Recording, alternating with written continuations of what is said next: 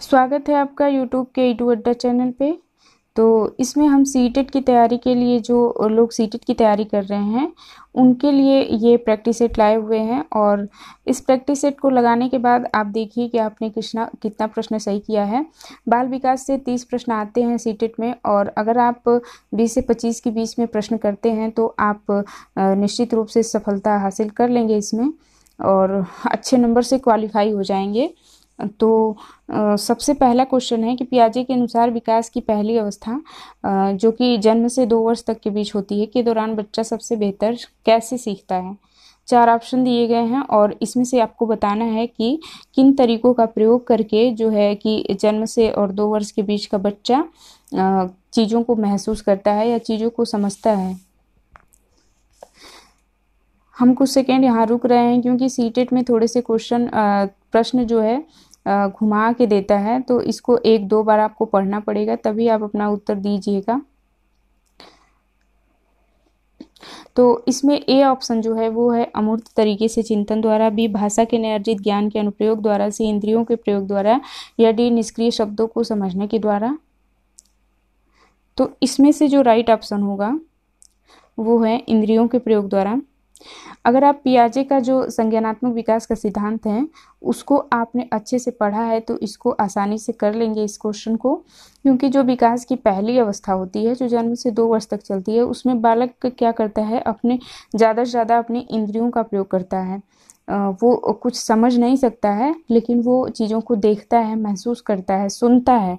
तो इस प्रकार से वो अपनी इंद्रियों जो ज्ञान इंद्रियां हैं हमारी, जैसे आँख, कान, नाक, त्वचा, जीभ, तो इन सब चीज़ों का प्रयोग करके वो चीज़ों को समझता है, महसूस करता है। तो इसलिए ये विकास की जो है सबसे पहली अवस्था है। तो इसका राइट ऑप्शन सी होगा। अगला क्वेश्चन है सबसे अधिक गहन और जटिल सामाजिकरण होता है। दूसरा क्वेश्चन है कि सबसे अधिक गहन और जटिल सामाजिकरण किस अवस्था में होता है।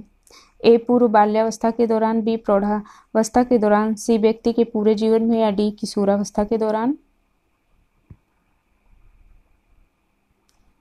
तो इसका राइट ऑप्शन होगा किशोरावस्था के दौरान। किशोरावस्था जिसकी जो उम्र सीमा है वो 12 से 20 वर्ष के बीच होती है।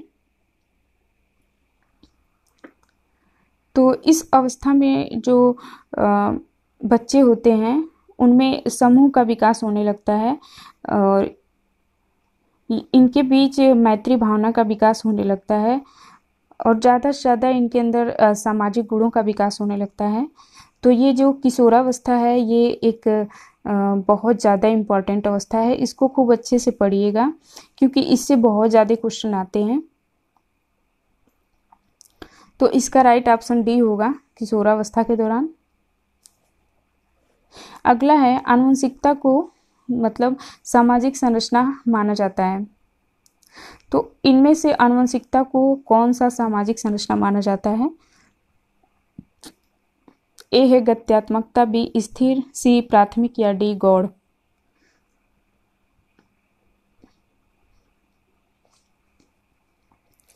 तो इसका राइट ऑप्शन होगा स्थिर। आनुवंशिक गुण किसे कहते हैं कि जो गुण मतलब व्यक्ति में या बालक में जो गुण उसके माता पिता से मिलता है वो आनुवंशिक गुण कहलाता है और ये गुण जन्म से लेकर मृत्यु तक समान रहता है, स्थिर रहता है, इसमें कोई बदलाव नहीं होता है। इसलिए जो आनुवंशिक गुण है वो सामाजिक संरचना का जो है स्थिर भाग माना जाता है, क्योंकि इसमें आप बदलाव नहीं कर सकते हैं। किसी भी बच्चे में जो उसके माता पिता द्वारा जो उसकी गुण मिले हैं वो स्थिर रहते हैं। और ये जो गत्यात्मकता है ये वातावरणीय प्रभाव से होता है और इसलिए इसको गत्यात्मकता बोलते हैं। तो इसका राइट ऑप्शन बी होगा। अगला क्वेश्चन है सीखने का वह सिद्धांत जो पूर्ण रूप से और केवल अवलोकनीय व्यवहार पर आधारित है सीखने के सिद्धांत से संबद्ध है। तो इसको खूब अच्छे से पढ़िए और समझिए इसको, तब अपना आंसर दीजिए।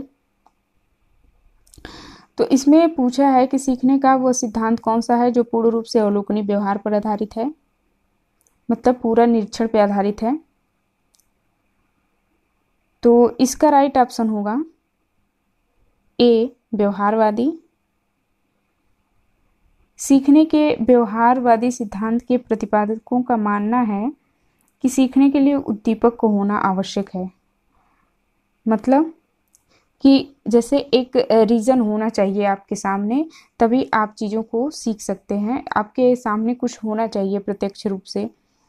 तो यही है, इसका राइट ऑप्शन होगा ए, व्यवहारवादी।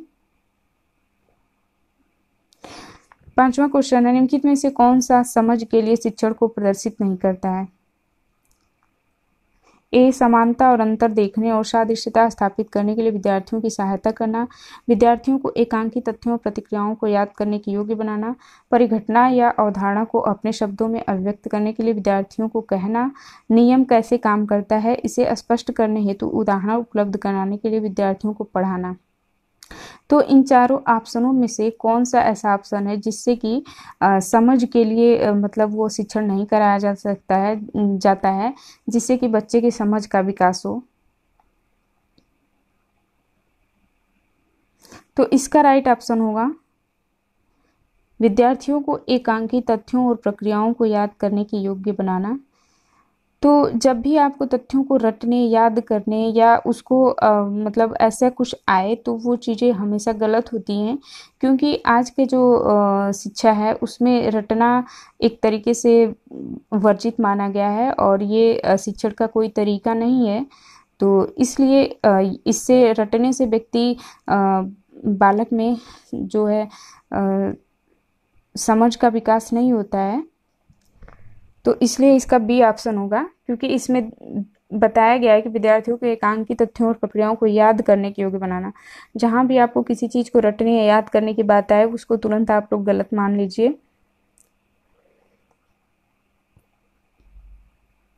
अगला क्वेश्चन है, निम्नलिखित में से कौन सी विशेषता आंतरिक रूप से अभिप्रेरित बच्चों के लिए सही नहीं है?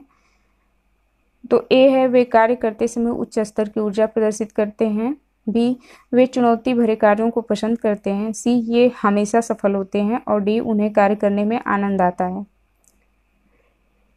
तो इस प्रश्न में पूछा क्या है कि कौन सी ऐसी विशेषता है जो आंतरिक रूप से जो अभिप्रेरित बच्चे हैं उनके लिए सही नहीं है? तो इसका राइट ऑप्शन होगा ये हमेशा सफल होते हैं।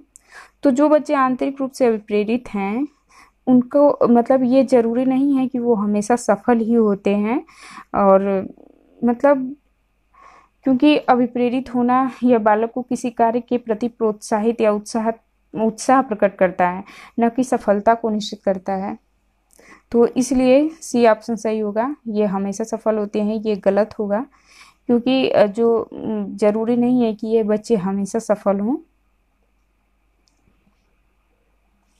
अगला प्रश्न है कि एक शिक्षिका अपनी कक्षा को प्रतिभाशाली बच्चों की योग्यताओं की उपलब्धि चाहती है। अपने उद्देश्य की प्राप्ति के लिए उसे निम्नलिखित में से क्या नहीं करना चाहिए?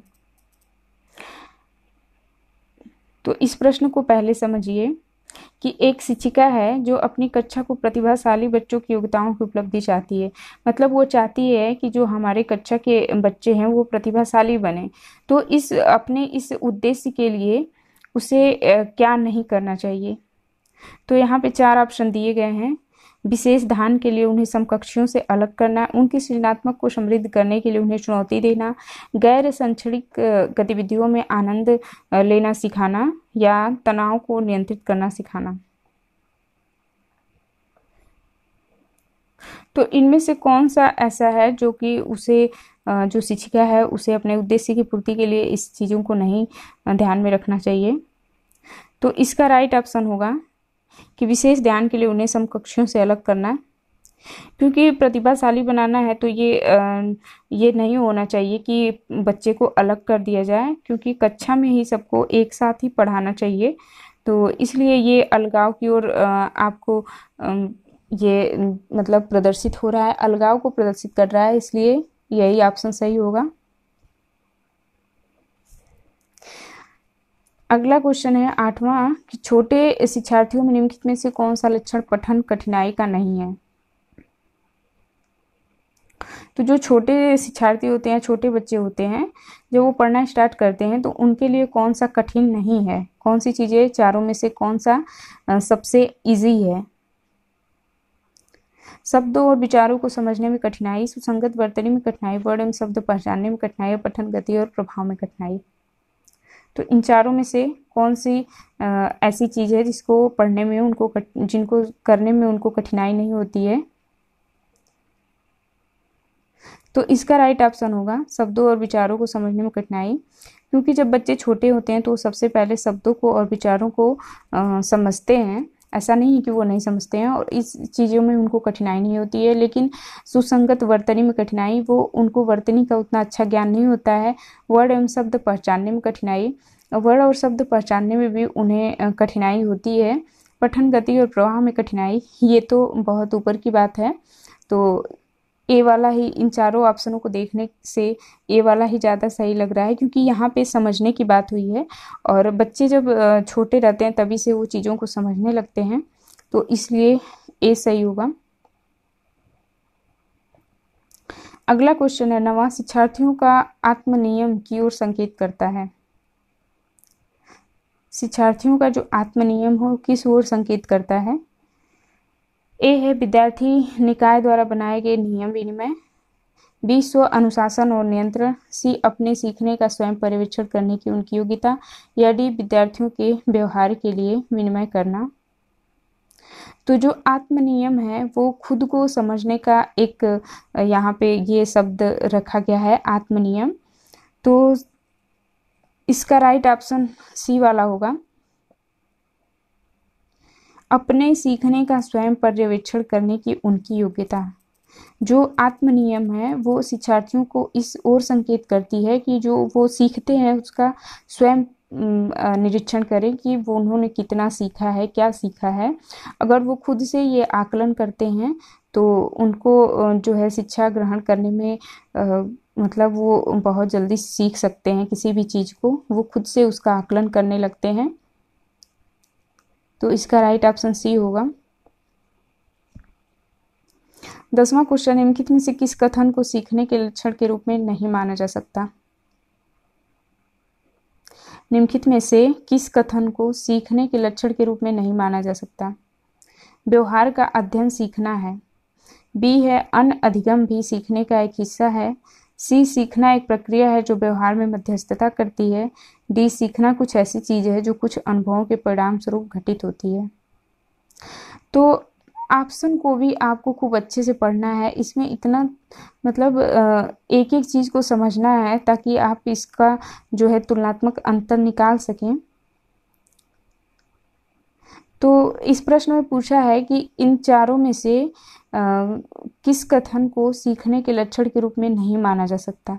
तो इनमें से कौन सा ऐसा है जिसको सीखने का लक्षण नहीं है, जो सीखने का लक्षण नहीं है।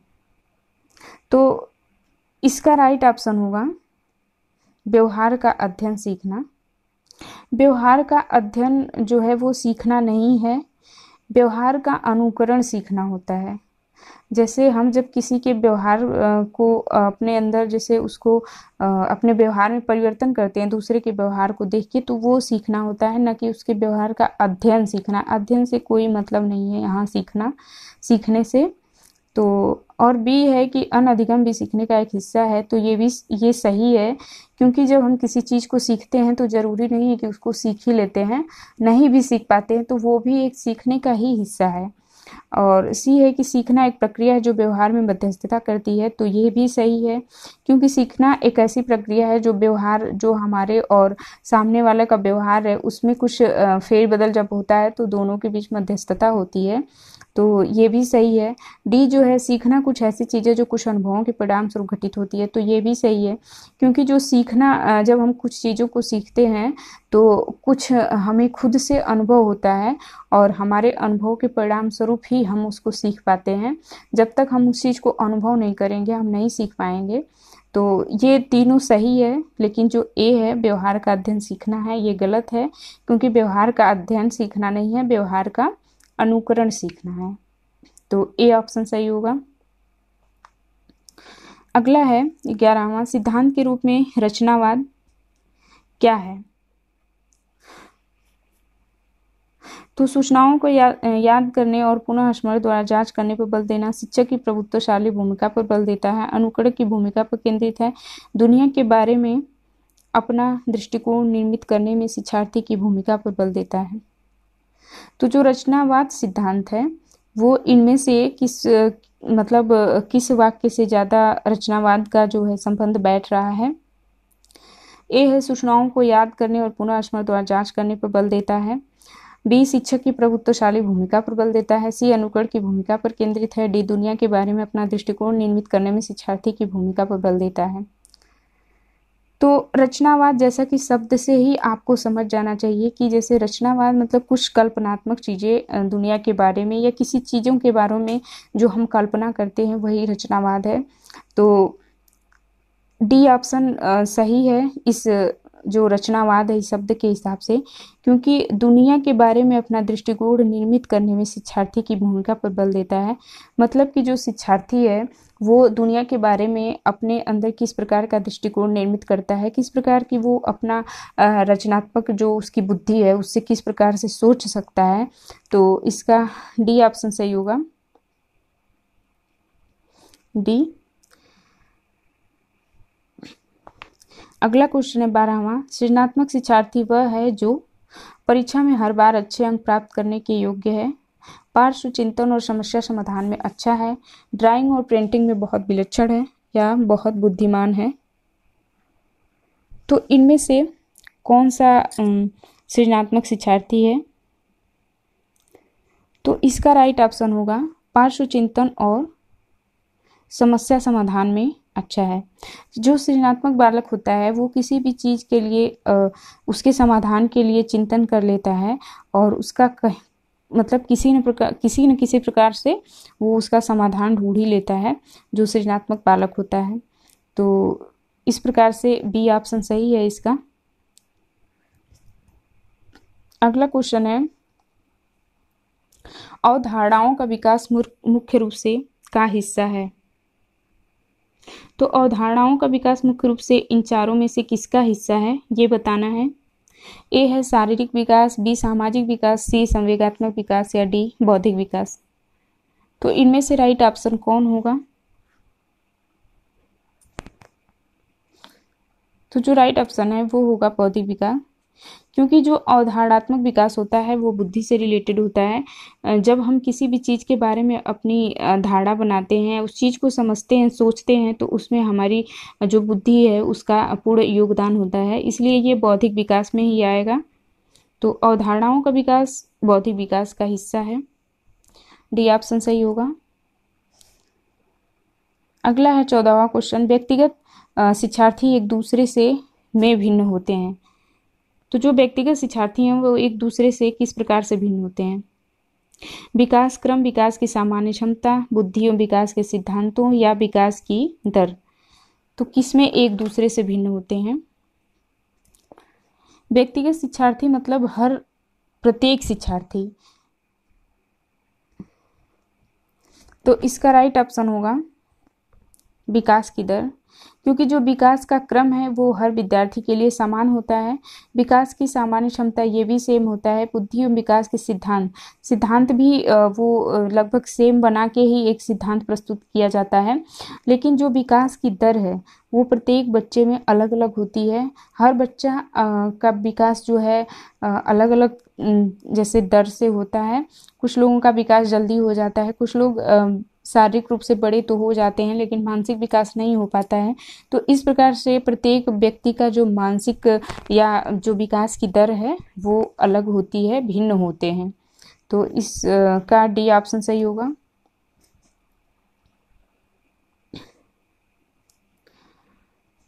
पंद्रहवां क्वेश्चन है बच्चे के उचित विकास को सुनिश्चित करने के लिए उसका स्वस्थ शारीरिक विकास एक महत्वपूर्ण आवश्यकता है।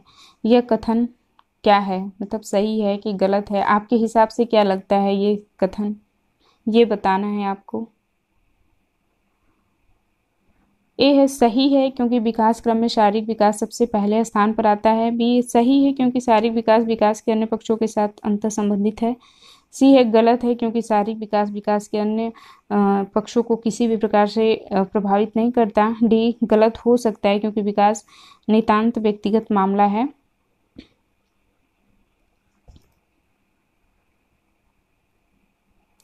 तो इसमें से जो राइट ऑप्शन है वो होगा कि जो बी वाला है सही है, क्योंकि शारीरिक विकास विकास के अन्य पक्षों के साथ अंतः संबंधित है। क्योंकि विकास की प्रक्रिया में शारीरिक विकास भी एक दूसरे से, शारीरिक मानसिक सामाजिक सभी विकास एक दूसरे से संबंधित है, तभी एक बालक का पूर्ण विकास हो सकता है। तो इसलिए बच्चे के उचित विकास को सुनिश्चित करने के लिए उसका शारीरिक विकास भी एक महत्वपूर्ण आवश्यकता है। मतलब उसका शारीरिक विकास भी समय से होना चाहिए, तभी उसका माइंड डेवलप हो सकता है। इस प्रश्न में यही पूछा गया है, तो इसका राइट ऑप्शन बी होगा। और अब अगले वीडियो में हम लोग देखेंगे, क्योंकि वीडियो बहुत लंबी हो रही है, तो चलिए अब यहीं पे स्टॉप करते हैं। और देखिए आपको इन प्रश्नों में से कितना सही हो रहा है आपका उत्तर।